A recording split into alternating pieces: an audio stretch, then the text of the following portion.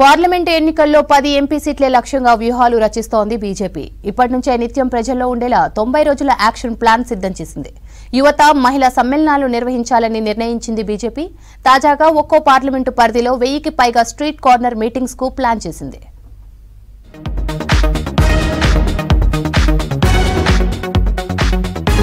రాష్ట్రంలో లోక్సభ ఎన్నికల హడావిడి మొదలైంది. త్వరలో జరగనున్న పార్లమెంట్ ఎన్నికలకు రెడీ అవుతోంది కమలం పార్టీ. మెజార్టీ సీట్లలో గెలిపే లక్ష్యంగా బరిలోకి దిగుతోంది బీజేపీ. ఇందులో భాగంగానే స్ట్రీట్ కార్నర్ మీటింగ్స్ ఏర్పాటు చేయాలని నిర్ణయం తీసుకుంది.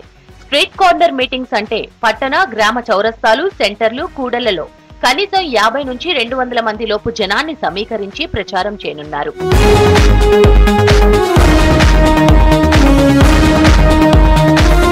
స్టేట్ బీజేపీకి బండి సంజయ్ అధ్యక్షుడిగా ఉన్న టైంలో అసెంబ్లీ ఎన్నికలే టార్గెట్ గా 9000 స్ట్రీట్ కార్నర్ మీటింగ్లు నిర్వహించారు.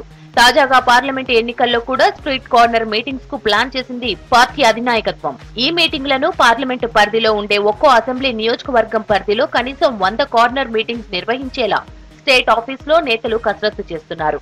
మొత్తం పార్లమెంటు పరిధిలోని 7 నియోజకవర్గాల్లో కలిపి 1000 కార్నర్ మీటింగ్స్ పెట్టేలా ప్లాన్ చేస్తున్నారు బీజేపీ నేతలు.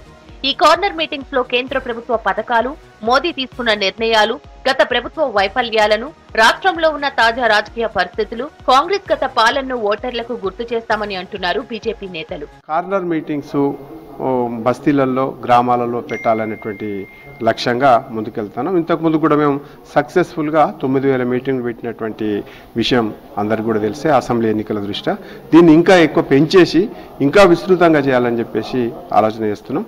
అసెంబ్లీ వారిగా ఒక్కొక్క పార్లమెంట్లో సుమారుగా 1000 మీటింగ్లైనా పెట్టాలనేటువంటి ఆలోచనతోటి చిన్న చిన్న మీటింగ్లు ప్రజలకు నేరుగా దగ్గర అయ్యేటట్టుగా కార్యక్రమాలని, దాంట్లో ఇదే ప్రధానమైనటువంటి కార్యక్రమంగా మేము ముందుకు తీసుకుపోతాం. గత నెల డిసెంబర్ 28న తెలంగాణ టూర్ లో పార్టీ సీనియర్ నేత అమిత్ షా పార్లమెంట్ ఎన్నికలపై నేతలకు దిశానిర్దేశం చేశారు.